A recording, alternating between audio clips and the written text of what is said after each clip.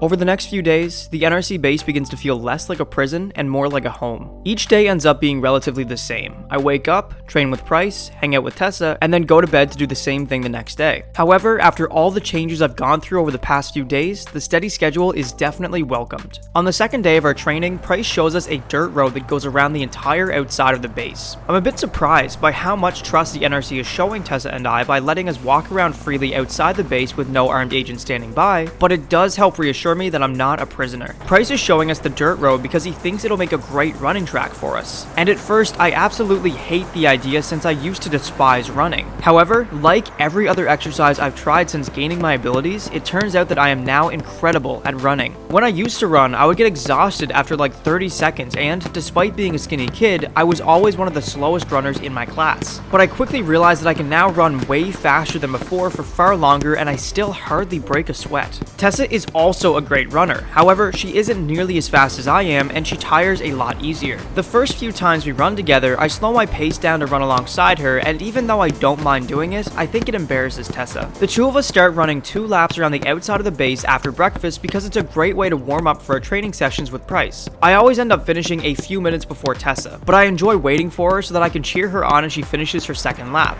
She always tries not to smile at me, jumping up and down like an idiot for her. After Tessa catches her breath, the two of us walk over to the gym to meet up with Price. Then, for the rest of the morning, Price coaches Tessa and I through nearly every exercise you could possibly do. The only problem is that after a few days, I begin to find the weight training too easy, and I'm maxing out on every single weighted exercise, including the bench press. Price promises that he'll find something more challenging for me to do soon, but I'm not sure what he'll be able to come up with. Once Tessa and I are finally too exhausted to lift any more weight, Price lets us break for lunch. We take our time walking to the cafeteria to grab a high-protein meal because despite our enhanced endurance, it still takes our bodies a bit of time to recover from such a hard workout. After we get back from lunch, Price is waiting for us in the shooting range to watch us practice our aim. He begins booking half the shooting range for us to use, so the barriers between all the lanes on the far side of the range are removed and Tessa and I are given a much bigger space to shoot in. On our third day of training, Price even starts setting up multiple targets that are different sizes and distances away from us. Tessa and I are told to hit each of these targets at least once, and I honestly find it harder than our normal shooting, but I still manage to hit every target, and surprisingly, so does Tessa. All the practice she's putting in is paying off, and I know that she'll soon be as good a shot as I am.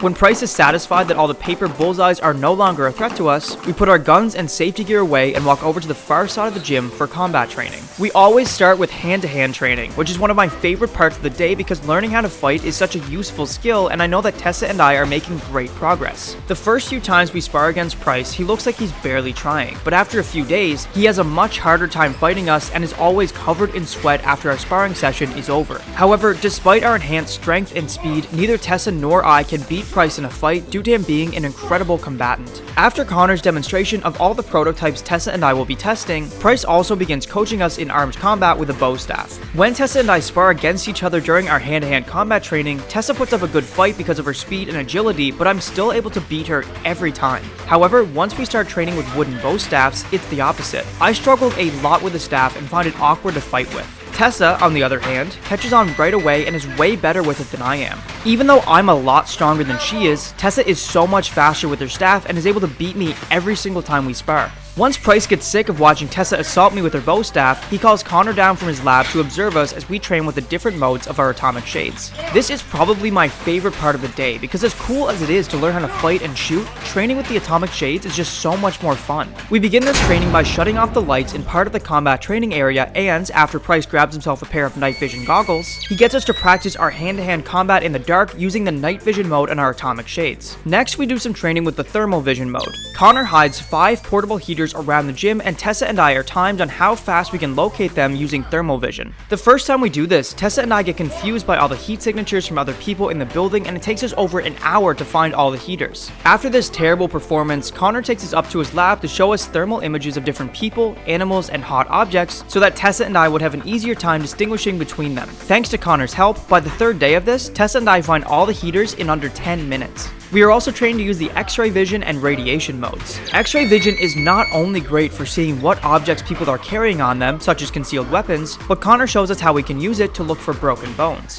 Connor also helps us identify different types of ionized radiation by showing us images of alpha, beta, and gamma rays. However, this is basically all the training we do with our atomic shades' radiation mode, because besides Tessa and I, there aren't many things around that give off enough radiation to be considered a threat. The only mode that we aren't trained to use is the tactical mode. Connor tells us that he's still trying to work out some bugs with the algorithm, but as soon as he and his team fix it, we'll immediately start being trained on how to use it. I try not to show how disappointed I am that the tactical mode still isn't fixed yet because I don't want to make Connor feel any worse about it, but I'm getting super curious to see what it can do. After Connor is satisfied with the performance of the atomic shades, he heads back up to his lab, and Tessa and I finish our day by doing my least favorite training. Price is constantly telling me that the most important thing I get right is the force of my punches, so I finish every day by having Price watch me hit a punching bag over and over. The watch that Connor gave me does help a bit with this training because it shows me the force of every punch I throw, and then right under that number, it shows me how hard I should be punching. In order to knock someone unconscious but not cause them any serious damage, I have to hit at about a third of my maximum strength, which is ridiculously hard to do. However, after doing this training over and over again for a few days, I'm finally managing to hit the punching bag with that amount of force nearly every punch I throw.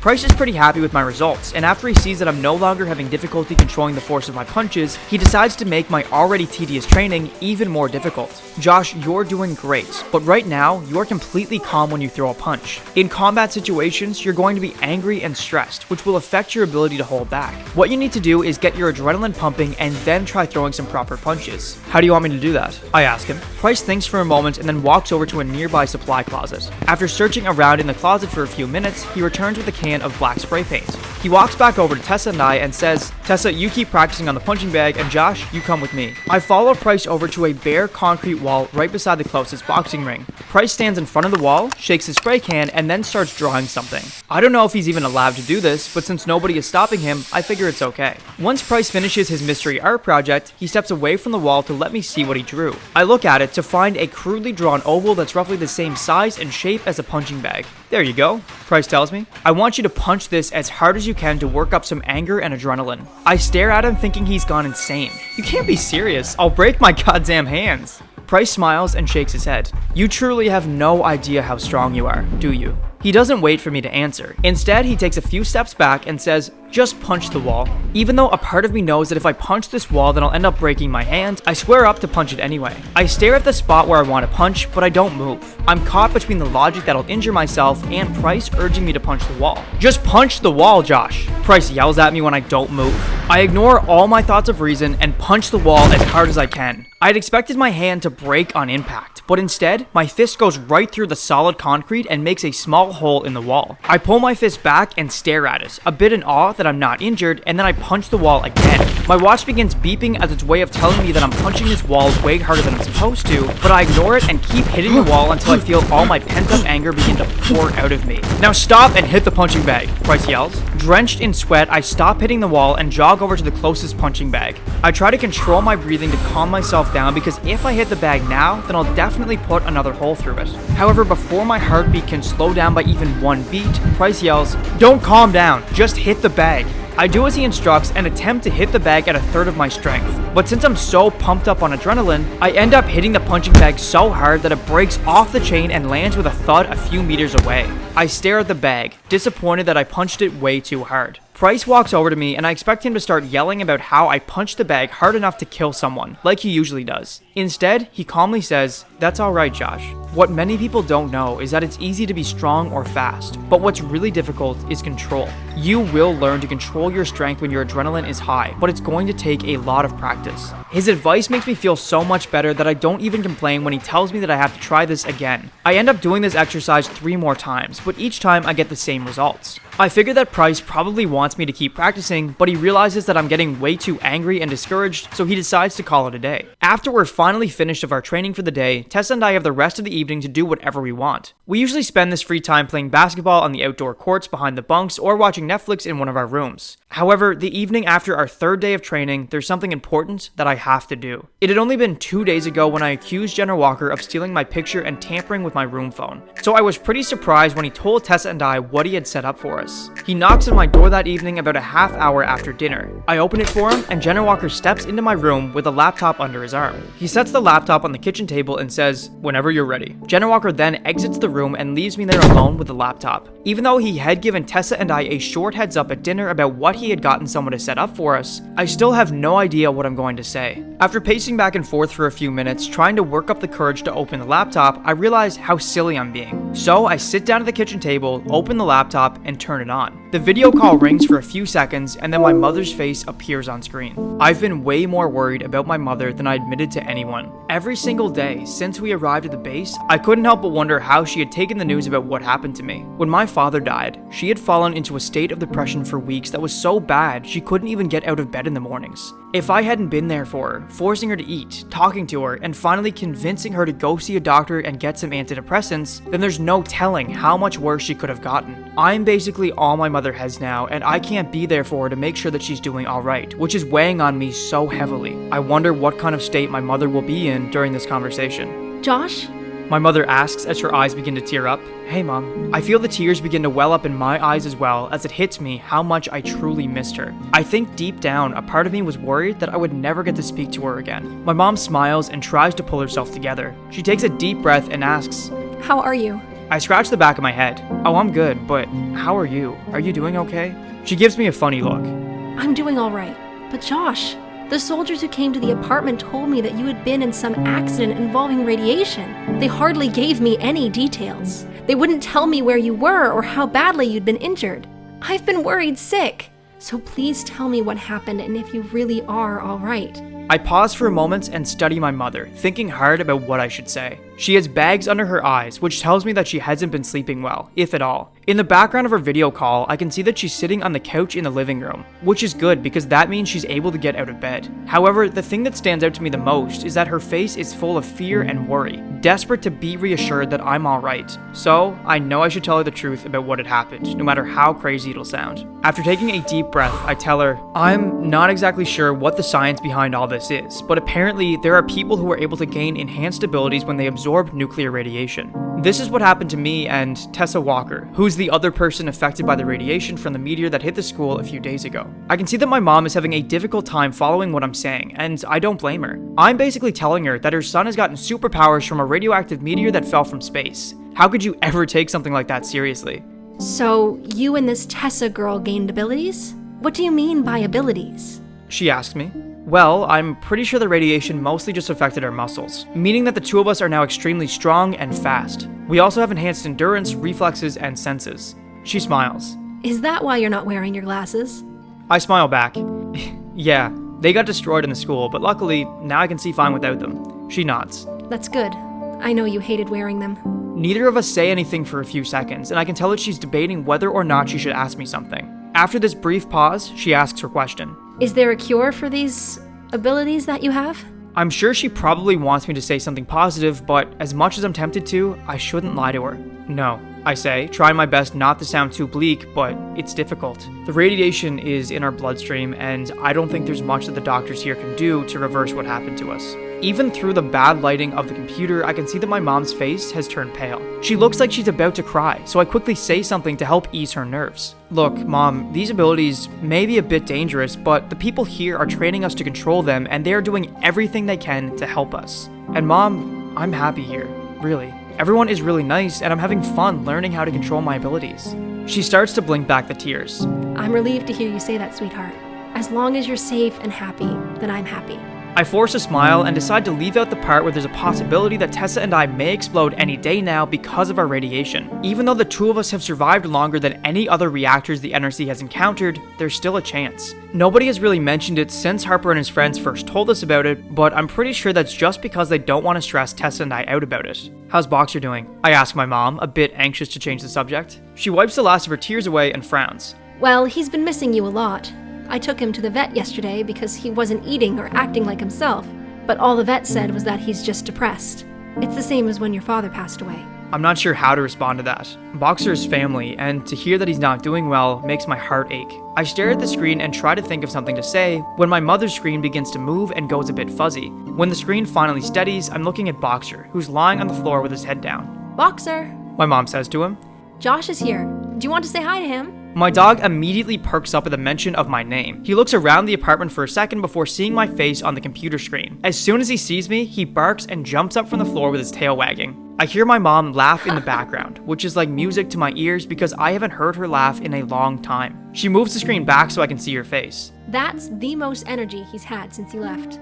She says, matter-of-factly. I hear Boxer bark in the background again, and my mom quickly moves the screen back so he can see me. Hey buddy, I say to him as he stares right at me. I hear that you're really sad because I haven't been around. I'm sorry for that, and I'm also sorry that I won't be coming home soon. But I need you to take care of mom for me, okay? Take care of her and try not to be sad that I'm gone because I promise that I will come home eventually. Be the good boy that I know you are, okay, Boxer? I love you, buddy. Boxer had been staring at me while I said that, but as soon as I'm done, he walks off screen. My mom turns the screen around again so that I can see her looking off screen at what Boxer is doing. She then looks back at me, shaking her head in awe with a huge smile on her face. He's eating for the first time in 2 days. She tells me. I guess he just needed to hear your voice.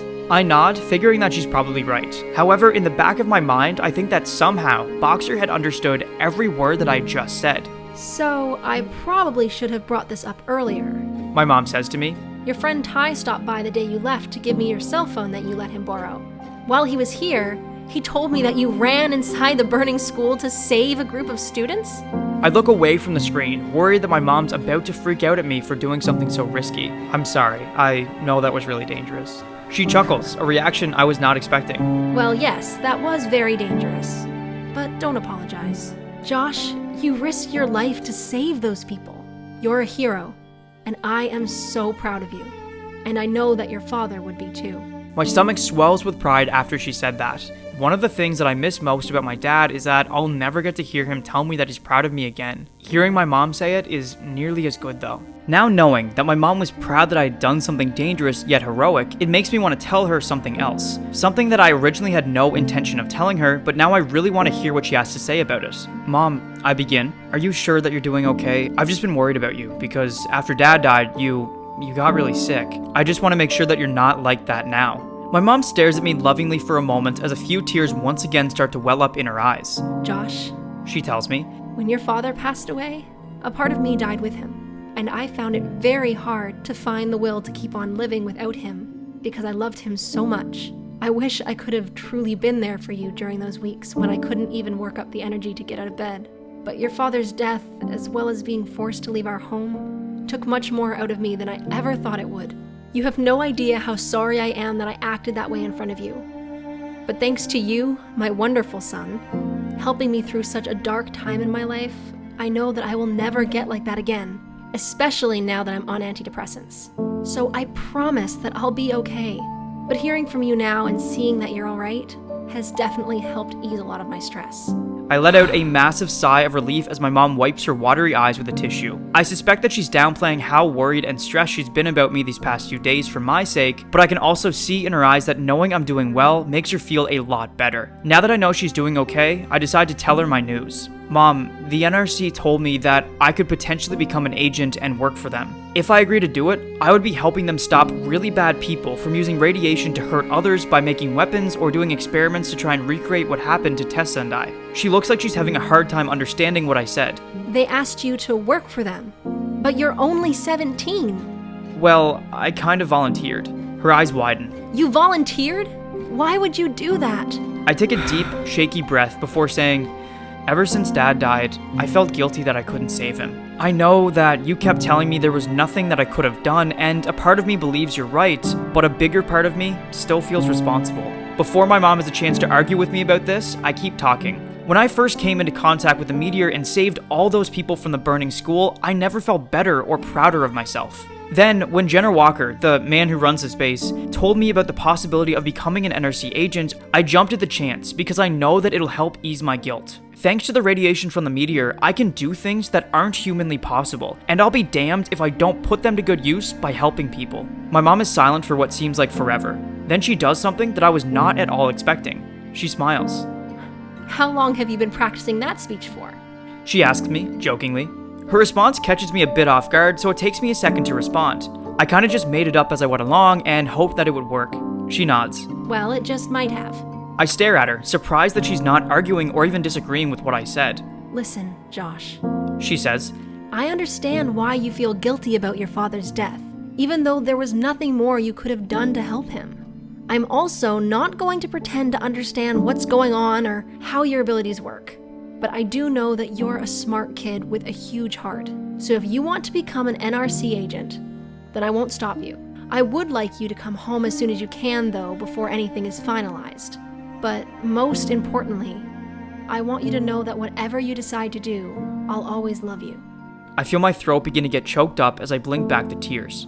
Thank you, I tell her. That means a lot, and I'll always love you too. The two of us are silent for a moment, trying not to cry in front of each other until my mom smiles and asks me, So, this Tessa girl who got abilities too, do you think she's cute?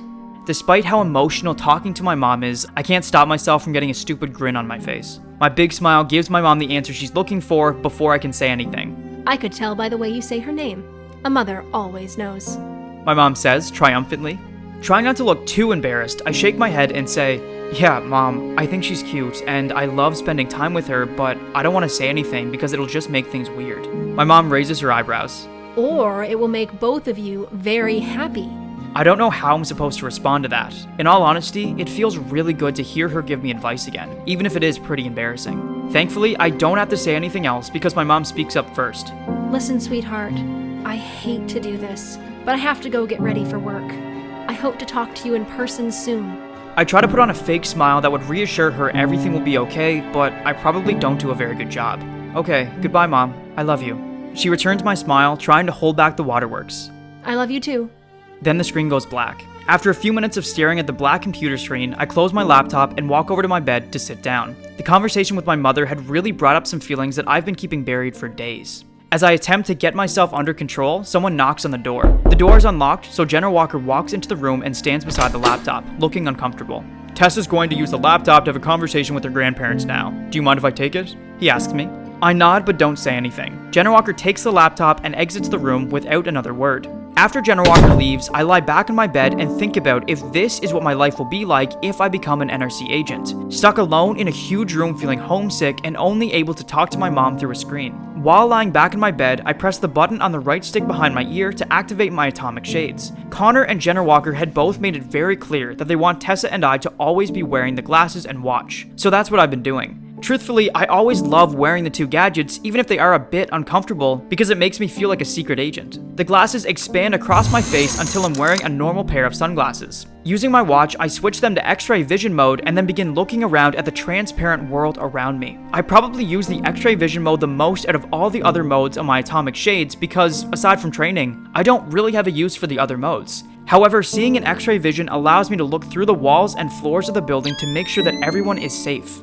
It has crossed my mind that this might be considered an invasion of people's privacy, but I'm not hurting anyone by doing this. Plus, I don't do it very often, so I figure it might be okay. For whatever reason, I just find it weirdly therapeutic watching the skeletons of agents in the buildings watching TV, eating dinner, or just sitting around reading. I guess it's just comforting to know that nobody in the building is injured or in trouble. After looking around the bunks, I turn to look at the wall separating mine and Tessa's rooms. I can see her sitting down in front of what I guess is a laptop, even though it's difficult to make out some details in X-ray vision. Standing to her left is another person, who I assume is Jenna Walker. I realize that Tessa is in the middle of talking to her grandparents, who Jenna Walker had gotten to take care of her for years. Tessa probably made her father come with her to talk to them, either to thank them for taking care of her, or for some other reason. I'm not sure how a skeleton can look uncomfortable, but Jenna Walker's definitely does. Before turning off my atomic shades, I consider listening in on their conversation using the feature on the watch that allows me to tap into nearby speakers. But I quickly decide against it because their conversation is none of my business. I press the button to retract the glasses back into the two sticks behind my ears. Then I get ready for bed because even though it isn't very late, I'm pretty tired both emotionally from the conversation with my mom and physically from today's training. After I finish getting ready for bed, I watch TV for a few minutes until I hear a knock on the door that connects mine and Tessa's rooms. I walk over and open it to find Tessa standing there. Hey, I say. Hi. She responds and then smiles. It seems like I always knock on your door when you're about to go to bed. I smile back and shrug. Well, that's what I get for trying to get a good night's sleep. Come on in. She walks into my room and takes a seat on the couch. Ever since she visited me in my room our first night here, I've been making sure to wear a shirt to bed in case she stops over again. I sit down beside her on the couch, but try not to sit too close because I don't want to make her feel uncomfortable. How did the conversation go with your grandparents? I ask her. She shrugs. Pretty good, I think. They really miss me. And I miss them too. My grandmother was a bit angry with me at first, but was mainly just glad to see that I'm okay. And my grandfather just kept asking me questions about the N.R.C. and my abilities. It did get a bit awkward when they talked to my dad, because they both blame him for this. And he just tried to tell them that he would keep me safe and that they shouldn't worry. At least you got to talk to them and tell them you're alright. That's the important thing. She nods in agreement and then says, How'd it go with your mom? Also pretty good. She was mostly just relieved to see that I was alright. I told her about my abilities and, understandably, she struggled a bit to understand how exactly all this is possible, but I think she still believed me. Everything was going well until I told her that I was thinking about becoming an N.R.C. agent. Why? Does she not want you to become one? No, she was actually quite supportive, but talking to her made me realize how much I miss her. As much as I love the idea of helping people by working for the N.R.C, I would have to live on this base by myself without her. I just don't know if I can abandon her like that. Tessa looks at me sympathetically. Josh, you wouldn't be abandoning her. You would be out helping people and making a difference in the world. Plus, I'm sure you won't always have to stay on this base, and will be able to go home fairly often to see her. I nod. Yeah, I guess you're right. It's just a big decision to make, that's all. By the way, are you completely decided that you want to become an agent? Tessa thinks for a moment and then says, I'm still not sure, but if you become one, then I will definitely consider it. She then stands up from the couch and stretches. Well, I guess I'll go and let you get your sleep. I smile and then stand up as well. I don't mind going without sleep if it means I get to talk to you. These conversations are the only thing keeping me sane. I feel the same way, She says as she walks towards the door. I'll see you tomorrow morning.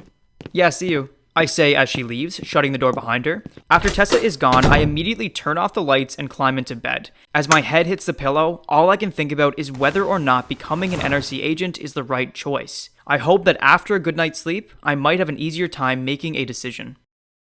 The next morning, I wake up to my alarm clock and stare up at the ceiling for a few minutes, still unable to decide if I want to become an N.R.C. agent or not.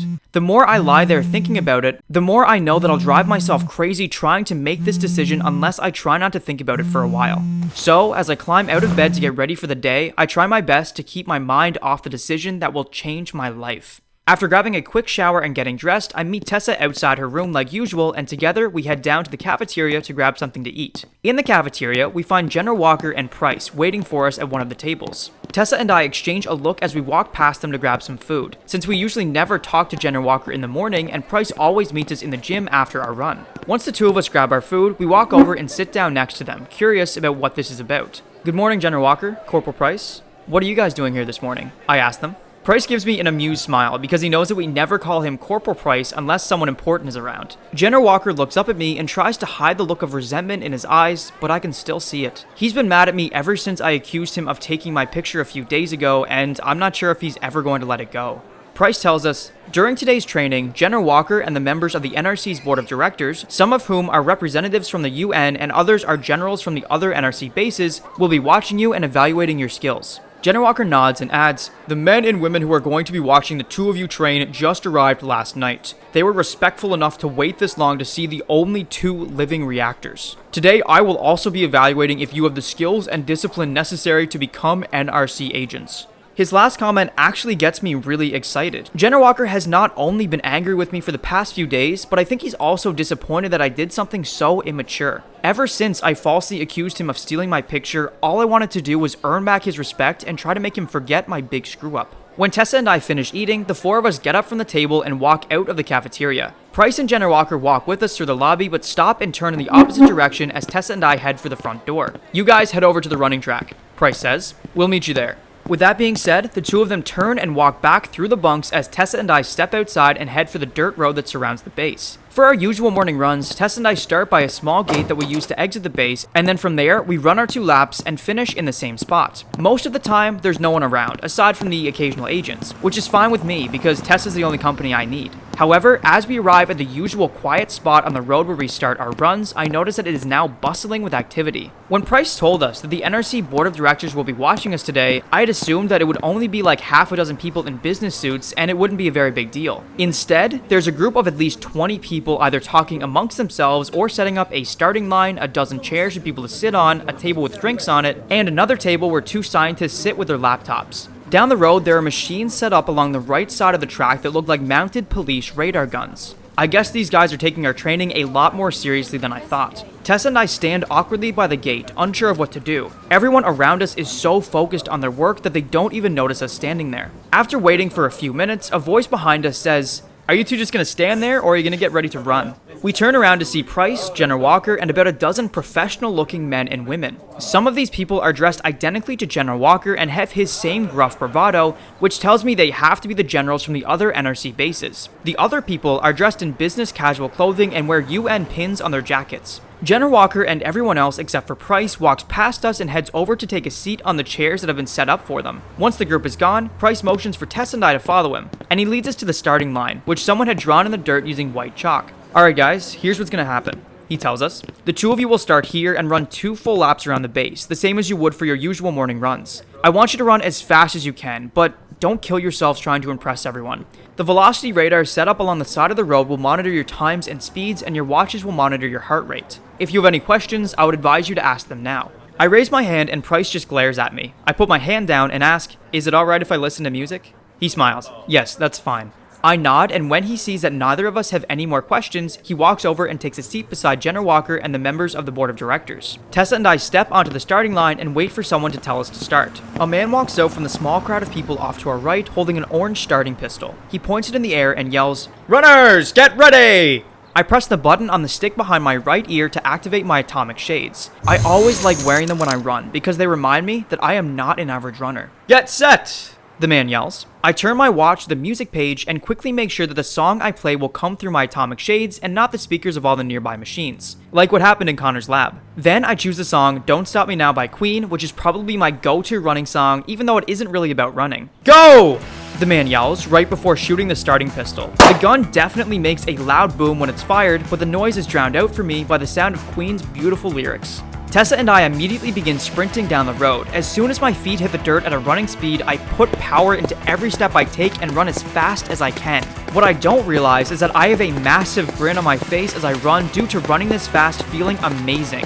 None of my worries, none of the stress I've been carrying over my decision to become an NRC agent, none of that can catch me as long as I run around the base at superhuman speeds. I pull ahead of Tessa pretty well right away, but she manages to stay relatively close behind me for the entire first lap. We both finish our first lap at our top running speed without slowing down. As I pass the starting line, I look at all the shocked expressions on everyone's faces over how fast I'm running. One of the people standing close to Jenner Walker even gets up to check the closest velocity radar to make sure that it isn't malfunctioning. Seeing this makes me grin even wider and gives me the burst of energy I need to maintain this pace. About halfway through my second lap, I begin to feel the effects of sprinting for so long. My mouth is dry, my breathing gets a lot heavier, and I feel like I'm gonna throw up.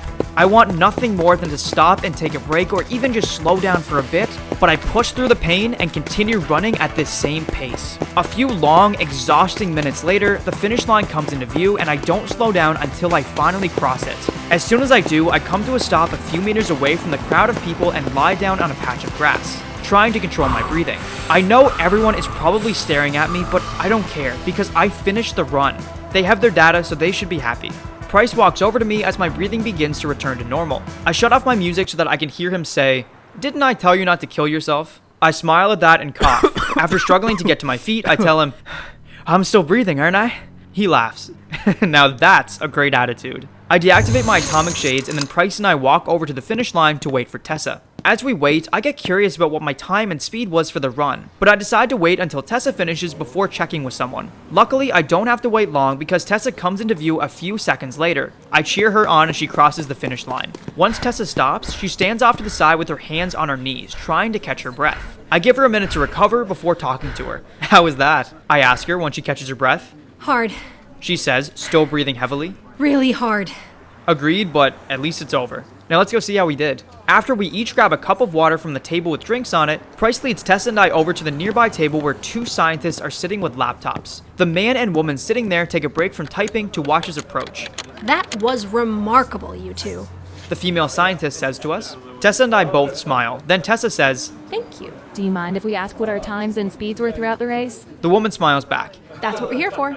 She nudges the male scientist's arm and he types something into his laptop. After a few seconds of staring at it, he looks up at us and says, "Mr. Davis, it took you 7 minutes and 48 seconds to complete this 14-kilometer track. That's over 3 times as fast as the current world record. I try to hold back my enthusiasm after hearing this news because I know the board of directors is still watching us. But it's difficult because I'm pretty proud of myself. I figured that I could run a bit faster than the average person, but I had no idea I was capable of running that fast. Your average speed during this run was roughly 113 kilometers an hour, which is far faster than any person is able to run, he says. He then turns to Tessa and says, "Miss Walker, your time was 10 minutes and 12 seconds with your average speed being about 80 kilometers an hour. Although a bit slower than Mr. Davis, your time and speed for this run were far better than any record held by an ordinary person. Both of you exceeded our expectations and should be extremely proud of yourselves." Tessa, Price, and I walk away from the table and Price puts a hand on each of our shoulders. "Wow," he tells us, "you two never cease to amaze me." I can no longer keep from smiling because all these compliments make me feel like I'm walking on air. When I was first exposed to the radiation from the meteor, a part of me was terrified of my abilities and thought that people would think I was a freak. However, hearing those scientists and Price tell Tessa and I how exceptional we are helps reinforce the fact that these abilities are a good thing. I look over at Tessa, and from the size of her smile, I can tell that she's having the same thoughts. Price faces us and says, "I have to go discuss your scores with General Walker and the board of directors. So why don't the two of you walk over to the gym and we'll meet you there." We both nod and watch as Price walks over to join General Walker and the board of directors as they're leaving. The group divides themselves up and everyone hops into the jeeps that are parked just inside the fence. As their jeeps drive away from the gym, Tessa and I start walking in the same direction. "It would have been nice if they offered us a drive," I say. She smirks. Apparently, we need the exercise after we just set world records for running. I shake my head. Apparently. After a few minutes of walking in silence, I ask, "Were you surprised by how well you did?" Tessa nods. Yeah, I guess. From the tone of her voice, I can tell that something's bothering her. "What's wrong?" I ask. She sighs and looks down at the ground. I know this is immature of me to say, but I was really hoping I might beat you. I frown because that doesn't really sound like Tessa. Sure, she sometimes may tease me about her potentially doing better than me on some of her training exercises, but in reality, she's pretty laid back. I just figured it doesn't bother her that I usually do better on most of her training. "Why did you want to beat me so badly?" I ask her. She looks at me. Well, all through our training, you've been way better than me at everything we do. I was just hoping that I might be a better runner than you are, so it won't look as bad when I do worse than you on all our other training exercises. Hearing her say this makes me feel like a real jackass. It had never crossed my mind that Tessa might feel this way. Here I am, so happy with myself for doing so well on everything, while Tessa is feeling terrible about how she's doing. "I'm sorry you feel that way, Tessa," I tell her. But remember that our abilities work in different ways. When I'm calm and have no adrenaline pumping, I'm almost as strong as you are when you go nuclear. Both of us, not just me, are faster and stronger than anyone else on this planet, and everyone knows that. It's just that since my abilities work different than yours, it gives me an unfair advantage. She nods. I know. I just wish that my abilities worked the same way as yours.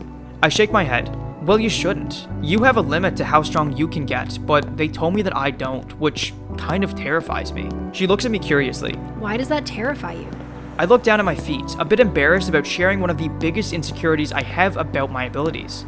What if I become so strong and powerful that I won't be able to stop myself from hurting people? That won't happen. She tells me. "How do you know that?" Tessa steps in front of me, forcing me to stop. Then she looks me in the eye and says, Because not only did you run inside a burning building to save a room full of students when you didn't even know you had abilities, but you also threw yourself in front of that meteor so that I wouldn't be crushed when you knew that you didn't have abilities. You don't hesitate to put your life on the line to protect people. And because of that, I know for a fact that you would never intentionally hurt anyone who doesn't deserve it. I smile, grateful for the pep talk.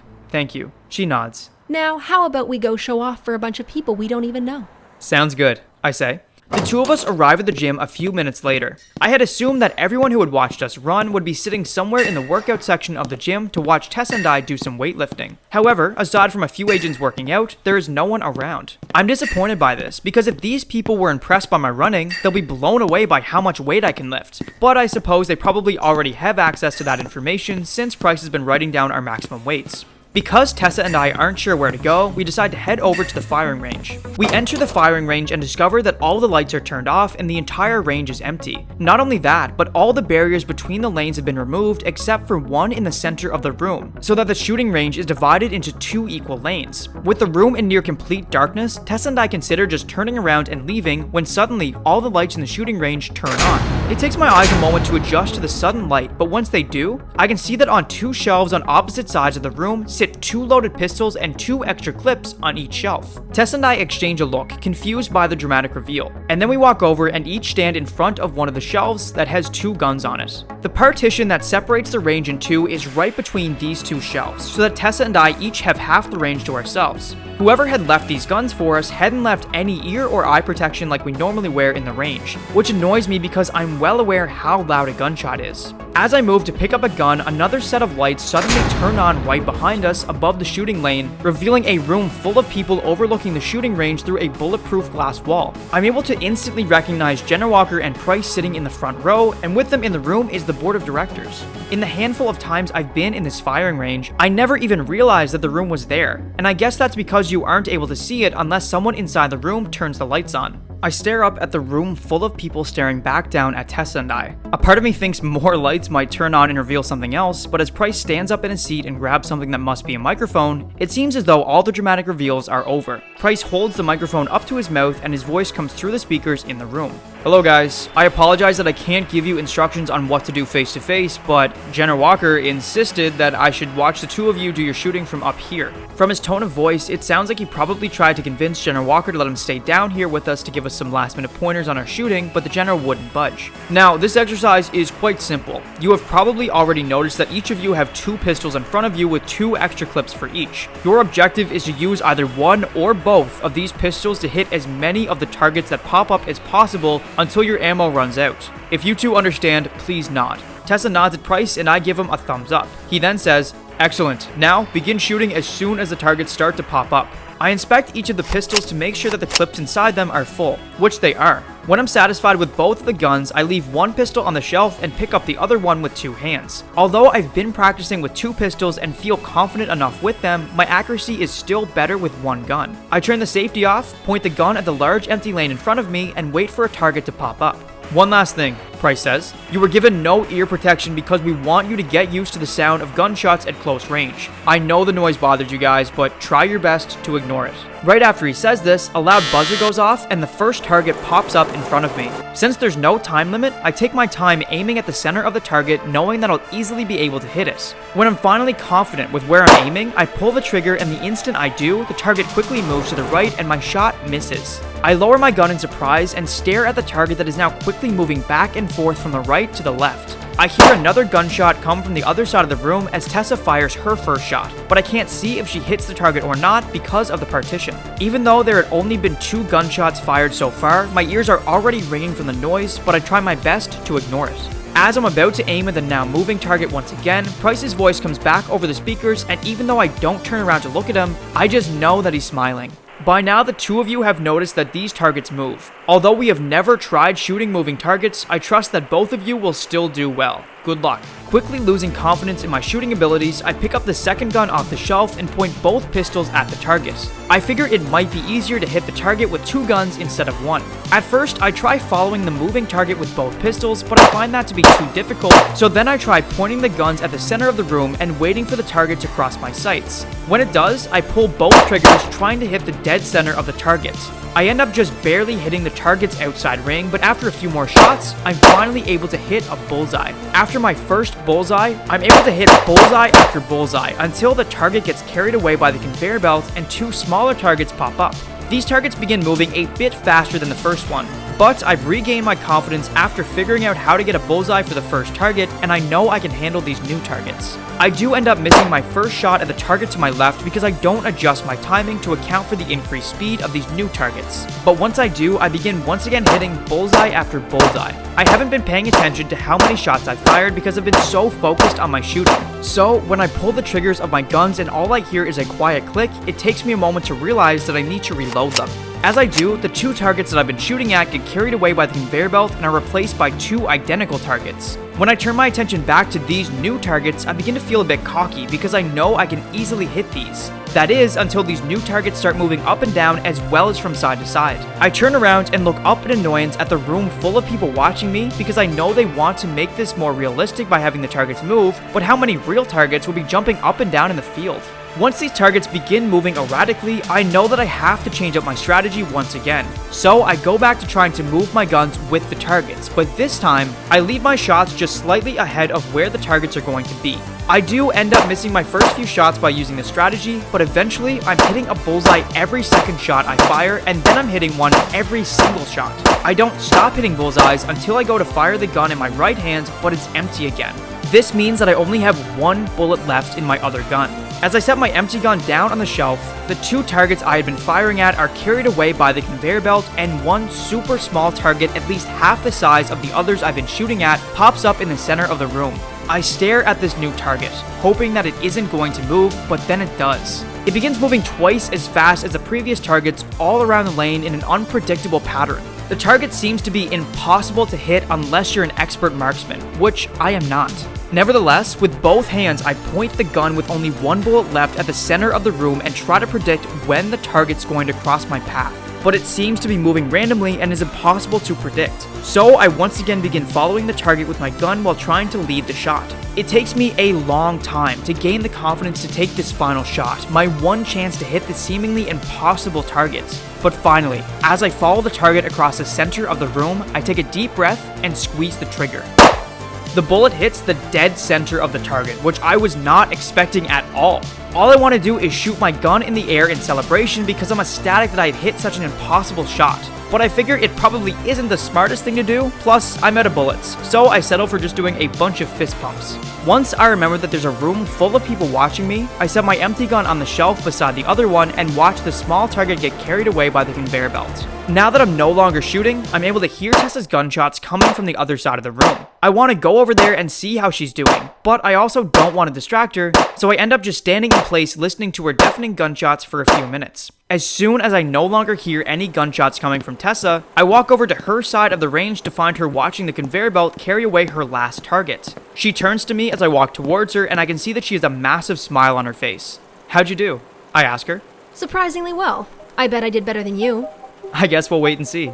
Actually, I can tell you your scores right now," says a voice from behind us. Tessa and I turn around to find an agent with short black hair and a close-trimmed beard standing there with a clipboard in his hand. I've never officially met him before, but I recognize him as one of the agents who's around General Walker a lot. "Hey, I don't think we've officially met yet. What's your name, sir?" I ask him. He looks at me with annoyance, and I instantly regret asking him. "My name is Sergeant Johnson. I'm here to tell you two your shooting scores and instruct you on your next training exercise. General Walker and the board of directors agree that Corporal Price should not instruct you on your remaining training exercises, given that you have a friendly relationship with him, which would encourage him to give you advice. You two need to do these exercises on your own, just like any other agent." Even though I don't like this guy's tone, his logic makes sense. Price is a great guy, and I know that if we asked him to help us out in this next training exercise, he probably would. "Now, if you're done asking questions," Johnson says, still sounding annoyed for some reason, "then I can tell you your scores. You each had 60 bullets. Mr. Davis, you hit 54 out of 60 shots, and Miss Walker, you hit 51 out of 60. I nudge Tessa and say sarcastically, "What were you saying about beating me?" Tessa just shakes her head as Johnson ignores this and says, "Both of you did very well. Not perfect, but still, well done." I'm pretty happy with my score, and I think Tessa's happy with hers too. I remember what she said when we were walking here about her being a bit disappointed that her scores are a lot lower than mine on most of the training exercises we do. And I'm thrilled for her that her scores are so close this time. I know that I probably shouldn't be giving her a hard time that I'd scored better than her on the shooting exercise, but I also know that if I act differently towards her, then she'll know that I'm pitying her. "Now, it's time for your next exercise," Johnson tells us. Without going into any more detail, Johnson walks over to the weapons storage closet and comes back out wheeling what looks like a tennis ball machine on steroids. I'm not sure if this machine was just put in that storage closet today for whatever exercise we're going to use it for, or if it's been in there all along and I was just so distracted by all the cool weapons that I didn't notice it. Johnson sets the machine down in the center lane of the firing range so that its large barrel is pointing into the range. He then takes out a remote, presses a button, and the partition that splits the firing range in two begins rising and contracting into the ceiling. Once the partition is out of the way, Johnson turns to us and says, "This exercise is quite simple. I'm going to test your reflexes by having you dodge the tennis balls that I launch at you at extreme speeds. Sound easy enough?" Tessa and I both nod, and then he says, "Okay, Miss Walker, why don't you go first?" I watch Tessa as she hops through the closest shooting window and steps into the lane. She walks all the way to the back wall before turning around and facing the tennis ball machine. Johnson turns on the machine, and the barrel begins moving both up and down and from side to side. The machine whirls so loudly that I'm scared it might explode. Johnson yells to be heard over the machine. When the buzzer sounds, the tennis balls will begin coming at you. They'll start off relatively slow, but will progressively pick up speed. All you have to do is try and dodge them, but make sure you stay standing in that same area. Are you ready? Tessa activates her atomic shades and then gives him a thumbs up. As soon as she does, the buzzer goes off and Johnson presses a button on the machine. Tessa begins bouncing on her heels, waiting for the tennis balls to start coming at her. The first tennis ball comes flying at her a lot faster than I was expecting. Tessa easily ducks under it as the ball gets close to her and it sails over her head. A second ball is fired as soon as the first one hits the wall, and this time Tessa moves a bit to the right to dodge it. One after another, tennis balls start flying at her at faster and faster speeds. Eventually they speed up so much that there's hardly any pause in between balls, and the machine is constantly firing tennis balls at her. Tessa does really well to dodge all of them considering how fast they're being fired. I watch her duck, jump, step side, and even do a flip to avoid being hit by the tennis balls. She manages to dodge every single ball for about 5 minutes until 2 tennis balls are launched out of the machine at nearly the exact same time. Tessa is able to dodge the first ball by moving to the left, but she isn't able to recover fast enough to dodge the second ball, and it hits her right in the stomach. As soon as she's hit, the buzzer sounds and Johnson turns off the machine. Tessa slowly walks over to us, breathing heavily from the physical exertion that dodging so many tennis balls for so long caused her. She deactivates her atomic shades and tries to catch her breath. As Johnson writes down her score, I jump through the closest shooting window and walk up to her. That was really impressive, I tell her. Once she catches her breath, she asks, You think so? Before I can respond, Johnson interrupts us. Yes, that was a good indicator of how enhanced your reflexes are, and the N.R.C's board of directors should be satisfied by your performance. As Tessa looks confused at whether or not what Johnson just said was a compliment, he looks at me and says, You're up, Mr. Davis. I nod and then walk down the lane until I get to the back wall. Tessa had hopped back through one of the shooting windows and is now standing beside Johnson. I turn around to face the tennis ball machine and activate my atomic shades to protect my eyes from the incoming projectiles. As I'm about to turn on a song to listen to while I do this exercise, the buzzer sounds and the machine shoots out a tennis ball at me before I'm ready. I'm able to step to the left to dodge it, but before I can fully recover, another ball is already flying at me. The tennis balls keep flying at me one after another so quickly that I'm just barely able to dodge them. Tessa did so well avoiding being hit for so long that I'd underestimated how difficult this is, and I know that I won't last for much longer, especially since I wasn't even ready in the first place. Over the noise of the tennis ball machine, I hear Tessa yelling words of encouragement, but they don't help. It's only a matter of time before I get hit. I had just finished dodging a tennis ball that narrowly misses my face when a sudden blast of static comes through the speakers. Then, the song Dancing With Myself by Billy Idol begins bumping through every speaker in the firing range, including the speakers in the observation room above us where everyone watching us is sitting. I wish I could look up to see the looks on their faces, but I'm too preoccupied dodging the tennis balls. This song that's playing isn't just some random song. It's the exact song I was about to play before the first tennis ball interrupted me. Hearing its fast-paced beat and familiar lyrics feels like someone has just injected me with caffeine. I feel a surge of adrenaline come over me and my senses begin to wake up. A smile crosses my face as the tennis balls that had just seemed to be coming at me at incredible speeds and were nearly impossible to dodge now seem to be moving way slower. Thanks to the rhythm of the song helping me to stay focused and energetic, I'm able to dodge ball after ball. I no longer feel like I'm at risk of being hit by a tennis ball because dodging them now seems so easy. I even get a bit cocky at one point and do a completely unnecessary flip over a tennis ball when there's absolutely no need to. I don't care though. I feel great and know that nothing can hit me. Eventually, just like what happened with Tessa, the machine spits out 2 tennis balls at nearly the same time, but I'm ready for them. The first ball comes right at my head, but I easily duck under it, and as the second ball is about to hit my left leg, I step to the right to dodge it as well. The machine keeps spitting out tennis balls more and more quickly and frequently, but I'm able to dodge all of them. Finally, after what feels like forever, the buzzer sounds and the music shuts off. I turn my back to Johnson and try to catch my breath, thinking that the machine has also shut off. Suddenly, I hear the sound of a tennis ball being fired from the machine. Because I'm not paying attention, I'm unable to react fast enough and the tennis ball hits me in the back of the head. I turn around, rubbing the back of my head where the ball hit me, and stare at Johnson angrily. He is now shutting off the machine even though he was supposed to when the buzzer sounded. Even from far away, I can tell that he's smirking. Never let your guard down. He yells at me so I can hear him. In a real battle, you always need to be ready because you could get shot from anywhere. I'm pissed, not just because he hit me in the back of the head with a tennis ball to make a point, but also because his point is stupid. This isn't a real battle. This is a training exercise where he was supposed to turn off the tennis ball machine when the buzzer sounded. It would be like someone shooting me in the back of the head during a ceasefire. Even though I should just let this go, my anger takes over for a moment and I pick up a nearby tennis ball off the floor. I then throw the ball as hard as I can at the tennis ball machine. The ball sails through the air far faster than when the tennis ball machine launched it. I watch as Johnson barely has time to dive out of the way and the ball hits the machine so hard that it goes toppling backwards. As soon as I realize that I just did something very dangerous and stupid, I jog towards Johnson to make sure that he's okay because I really didn't mean to hit the machine that hard. All I wanted to do was throw the ball close to him to scare him. Thankfully, Johnson gets to his feet before I can make it to him. He dusts himself off, and just as I'm about to ask if he's alright, he snaps at me. "What the hell was that?" he yells. I try not to smile. "I thought you said to never let your guard down." Johnson's face turns red with anger. He turns around and heads into the weapons storage closet, returning a few seconds later with a full clip of ammo. I watch with a mixture of curiosity and fear as Johnson loads this full clip of ammo into one of the pistols I had used to shoot the targets. With the gun in hand, he looks at me with wild eyes. "There's one thing that the N.R.C's board of directors requested to see, but General Walker and Corporal Price told them no because they thought it might be too dangerous." Johnson cocks the gun and turns the safety off. "But since you're so full of recklessness today, I've decided that we're going to show the board of directors just how durable you really are." Before I can object, Johnson yells, "Get back in the lane!"